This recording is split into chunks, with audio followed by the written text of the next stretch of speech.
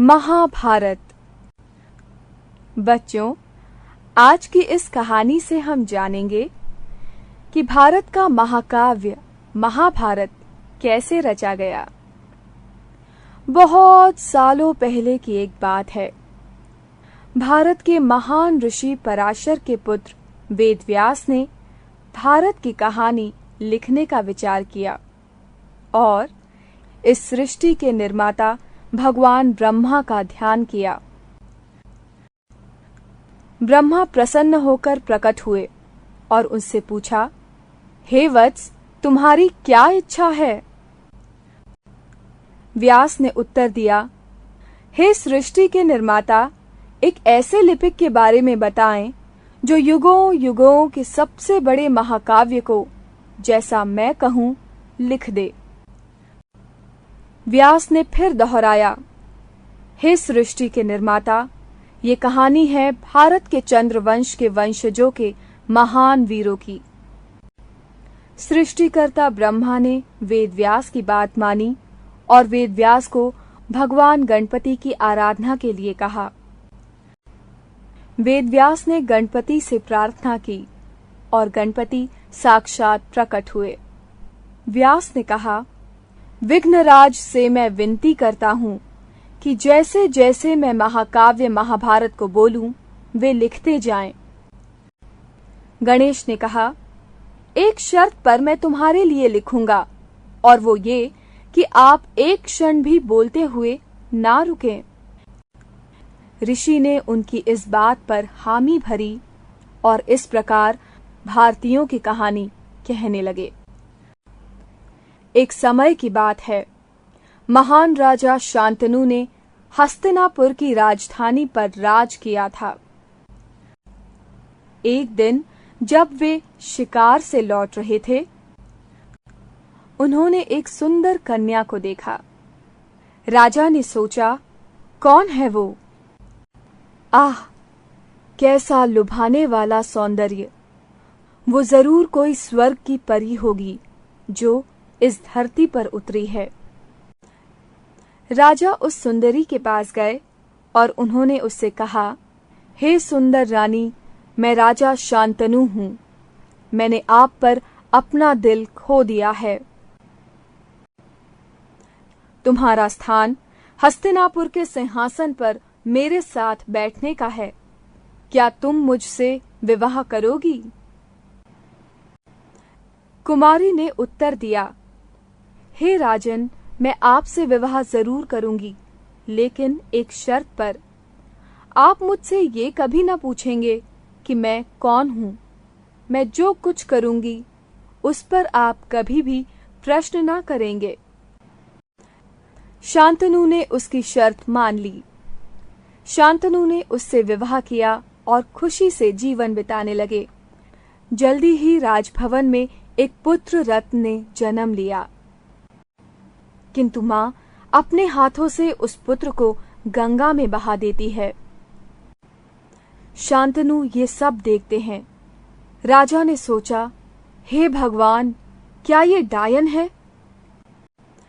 और उसके बाद शांतनु पश्चाताप की अग्नि में जलने लगे, क्योंकि रानी ने अपने जन्म लेने वाले 7 पुत्रों को एक एक करके गंगा में बहा दिया। राजा ने सोचा, क्या मुझे अपने वादे से पीछे नहीं हटना चाहिए? कुछ ही दिनों में उसने चंद्रमा के समान एक और बालक को जन्म दिया। उसने फिर बच्चे को अपने हाथों में ले लिया, लेकिन इस बार राजा ना सह सके। राजा ने कहा, रुको, रुको निर्दयी राक्षसी! क्या तुम मां नहीं हो? तुम मेरे बच्चों को नहीं ले सकती। रानी ने कहा, ये लो शांतनु, किंतु मैं आपको हमेशा के लिए छोड़ती हूं। राजा ने उससे प्रार्थना की, मेरे दर्द को समझने की कोशिश करो महारानी। मुझे मत छोड़ो। रानी ने कहा, हे राजन, आप अपने वचन से विमुख हो गए। मैं नहीं रह सकती। राजा ने प्रश्न किया, तुम कहां जाओगी? मैं देवी गंगा हूं। राजा ने फिर दोहराया, आप मानवी के रूप में देवी गंगा? हाँ, मैंने 8 वसुओं के लिए ये स्वरूप धारण किया। राजा ने झल्लाकर पूछा, क्यों, कैसे? फिर राजा शांतनु की रानी देवी गंगा ने कहानी सुनाना आरंभ किया। एक बार शक्तिशाली ऋषि वशिष्ठ की पवित्र गाय को वसुओं ने चुरा लिया था। ऋषि वशिष्ठ को ये देखकर क्रोध आया। उन्होंने कहा, घमंड से उत्पन्न अपने अदैविक कार्य के परिणाम को भोगो। तुम स्वर्ग में रहने के लायक नहीं हो। तुम्हारा जन्म मानव लोक में होगा। वसु ने ऋषि से प्रार्थना की, दयावान ऋषि, हमें क्षमा कीजिए, हमें पाप से मुक्त होने की राह बताइए। ऋषि वशिष्ठ ने कहा, यदि तुम माँ गंगा को प्रसन्न कर उन्हें धरती पर अपनी माता के रूप में ला सकते हो तो तुम अमर बने रहोगे। और इसीलिए उन 8 वसुओं ने माँ गंगा से प्रार्थना की, हे शक्तिशाली माता गंगा, हम आपसे विनती करते हैं, हमारी माता बनकर धरती पर आओ और हमें पाप से मुक्त करो। और इस प्रकार रानी गंगा राजा को कहानी सुनाते सुनाते कहती है, और इस प्रकार हे राजन, उनकी विनती से प्रभावित होकर मैं धरती पर इस भूमिका को निभाने आई। राजा शांतनु फूट फूट कर रोने लगे, गंगा देवी, मुझे क्षमा करो और मेरे साथ रहो। लेकिन गंगा ने कहा, नहीं राजन, मुझे जाना ही होगा। भगवान तुम्हें प्रतिफल देंगे। मुझे अपने पुत्र को साथ लेकर जाना होगा, उन्हें बड़ा करना होगा। वो मेरे प्यार की निशानी के रूप में आपके पास लौटेगा। और ऐसा कहकर गंगा बच्चे को लेकर अदृश्य हो गई। राजा उसे पुकारते रहे, गंगा, हे गंगे, गंगे। कई साल बीत गए। एक दिन राजा शांतनु गंगा नदी के किनारे घूम रहे थे। अचानक राजा को कोई युवक नजर आया। उन्होंने सोचा, वो युवा पुरुष कौन है? इंद्र से भी अधिक तेजस्वी। वो किस तरह अशांत गंगा के आर पार बाणों से बांध बनाता है, आश्चर्यजनक। राजा अपने आप को रोक न सके। उन्होंने उससे पूछा, हे युवा पुरुष, क्या मैं जान सकता हूं कि तुम कौन हो? तब आश्चर्यचकित राजा के सामने मां गंगा प्रकट होती है। राजा कहते हैं, गंगा? फिर गंगा राजन को उत्तर देती है, हे राजा, क्या आप इस बालक को नहीं पहचान सकते? ये आपका पुत्र है, हमारी 8वीं संतान। गंगा आगे बताती है, अब वो परशुराम के समान अजेय धनुर्धारी है। वो एक शूरवीर और पराक्रमी है। मैं इसे आशीर्वाद देती हूँ और तुम्हें सौंपती हूँ। ऐसा कहकर गंगा अदृश्य हो जाती है। वो दिन हस्तिनापुर में हर्ष उल्लास का दिन था। राजा खुश थे। वे सबको बता रहे थे, हस्तिनापुर के मंत्रियों और नागरिकों, ये मेरा पुत्र देवव्रत है। इस पुरातन भूमि के लिए मैं इसे भविष्य का राजा बनाता हूं। कुछ साल बीत जाते हैं। एक दिन शांतनु यमुना नदी के किनारे जाकर खड़े थे। तभी उनमें एक विचित्र सुगंध प्रवेश करती है। राजा ने सोचा, ये दैविक सुगंध कहां से आई? और तब एक सुंदर युवा कुमारी उनके सामने प्रकट होती है। राजा ने कहा, हे सुंदर कन्या, सुगंधित खुशबू क्या तुम्ही में से आ रही है? कन्या ने उत्तर दिया, हाँ महोदय, एक पवित्र पुरुष ने मुझे इस सुगंध का वरदान दिया है।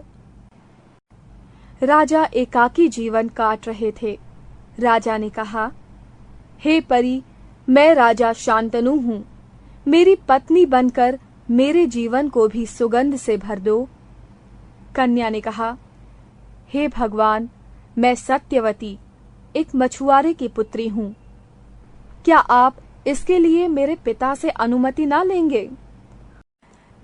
राजा ने कन्या की बात मान ली और मछुआरे की झोपड़ी के पास आकर खड़े हुए।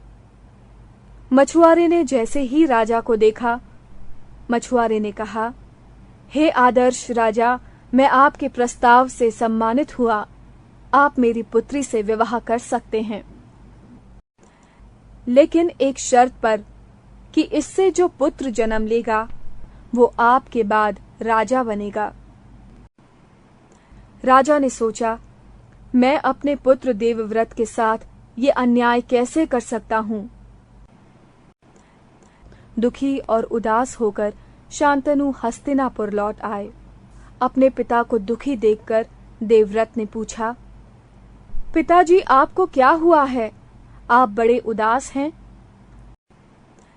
राजा ने कहा, देवव्रत, तुम मेरे अकेले पुत्र हो, अधिक समय तक जियोगे, लेकिन भारत की पुरातन वंश परंपरा को चलाने के लिए इतना कहकर राजा रुक जाते हैं।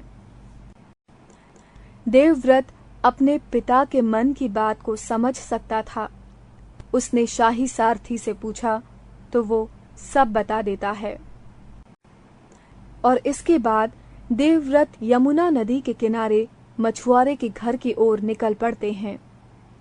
उसके घर पर पहुंचकर देवव्रत ने कहा, मैं देवव्रत राजा शांतनु का पुत्र हूँ। मैं आपसे अनुरोध करने आया हूँ कि आप अपनी पुत्री का विवाह मेरे पिता से कर दीजिए। राजकुमार ने आगे कहा, और आज मैं ये भीषण प्रतिज्ञा लेता हूँ कि मैं हस्तिनापुर के राजा के सिंहासन पद का परित्याग करता हूँ।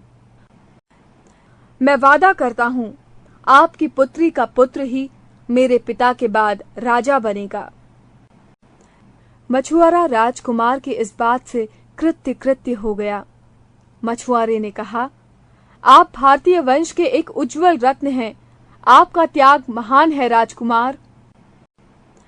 आपका त्याग महान है राजकुमार। लेकिन राजकुमार ने उनसे कहा, बोलिए मान्यवर, आपके मन में क्या है? मछुआरे ने कहा, आपका बच्चा राजा बनने का दावा कर सकता है। राजा ने फिर दोहराया। राजकुमार देवव्रत ने फिर कहा, महान भारत वंश की ओर से मैं आज ये भीषण प्रतिज्ञा करता हूँ कि मैं आजीवन ब्रह्मचारी रहूंगा। मैं कभी विवाह नहीं करूंगा। और तब सभी देवता स्वर्गलोक से प्रकट होकर उन पर फूल बरसाते हैं और वाह करते हैं। लेकिन उनकी इस प्रतिज्ञा ने भगवान को भी भयभीत कर दिया। तब सभी देवों ने कहा, हे वत्स, आज से तुम भीष्म के नाम से जाने जाओगे। जब तक ये विश्व रहेगा तब तक तुम भीष्म के नाम से ही जाने जाओगे। और इस प्रकार शांतनु सत्यवती से विवाह करते हैं और खुशी से जीवन बिताने लगते हैं। वो चित्रांगदा और विचित्रवीर्य नामक 2 पुत्रों को जन्म देती है। कुछ समय बाद शांतनु गुजर जाते हैं। चित्रांगदा की मृत्यु जल्दी हो जाती है। उसे कोई संतान नहीं होती। चित्रांगदा की मृत्यु के पश्चात राजकुमार भीष्म अपने सभी सभासदों और महतजनों की भीड़ में ये घोषणा करते हैं, अब मैं अपने भाई विचित्रवीर्य को हस्तिनापुर का राजा बनाता हूँ। भीष्म अपने भाई विचित्रवीर्य को हस्तिनापुर का राजा बना देते हैं। कुछ समय बाद विचित्रवीर्य भीष्म से कहते हैं, ये आवश्यक समय है। अगर आप शादी किए होते। भीष्म ने कहा, काशी की 3 रानियां स्वयंवर द्वारा अपने जीवन साथी को चुनने जा रही हैं। तुम उन्हें अपने दुल्हनों के रूप में ला सकते हो। बाद में काशी में हो रहे इस स्वयंवर में भीष्म पहुंचते हैं। कई महान राजा इस स्वयंवर में भाग लेने के लिए आते हैं, लेकिन भीष्म अपने लिए नहीं बल्कि अपने भाई के लिए वहां पर आते हैं। सभासदों में ये चर्चा आम हो गई देखो देखो कौन आ रहा है, राजकुमार भीष्म।